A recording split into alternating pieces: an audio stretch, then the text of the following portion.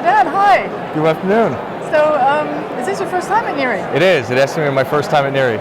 So which sessions are you looking forward to seeing particularly? I really want to catch Frank Hathaway, Nasdaq's economist session on small caps. Small caps? Yeah, okay. Absolutely. Why that? So the small cap is something that's obviously near and dear to Nasdaq's heart. We have Project Revitalize, which we're really pushing to our corporates and to the market as a whole. And Frank is obviously a very experienced person that has a bunch to say, and I find his lectures really, really interesting. Can you tell me a bit about your latest paper on passive investing? Sure, absolutely. So active investing has obviously been something on the topic of everyone's mind just because of the sheer trajectory of capital flows that it's experienced. And in that emergence, you've had a behavioral adjustment by shareholder activists, by long onlys, and by the SRI community. So we didn't want to necessarily just say index investing has grown. We wanted to display and highlight how the rest of the marketplace has adjusted to it.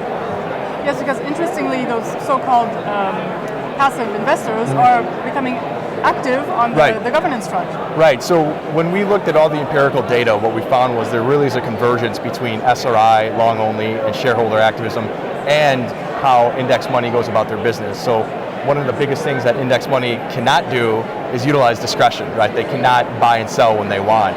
So some of the times they're stuck with equities that they in the first place probably didn't want.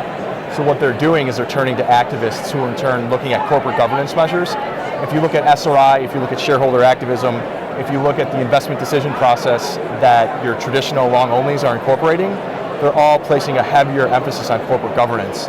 And the data tells us that there's a high correlation anyway of strong relative corporate governance and performance. So moving forward, you're having the contraction of active money, and so to remain competitive, they really have to incorporate a wider variety of screens into how they go about selecting equities, and corporate governance is definitely the tool or the mechanism they're using for that. And activists are actually changing as well. Absolutely. So within the activist mindset, I think a lot of people still associate activism with the corporate raider, right? Coming in, barging down the door and like taking no names, when in fact activists are very long-term focused, the true activists, right? There's still a contingent of quote-unquote bad activism, but activists such as Blue Harbor are very long-term focused investors that understand there's a strong correlation between strong corporate governance and performance. So not only do they want to rebalance or recalibrate the balance sheet or capital deployment strategy, they want to ensure that the corporate governance aligns with the best interests of the shareholders. They're always looking for the performance in line with the best interests of shareholders. Okay, well thank you very much. Thank you for the time, appreciate it.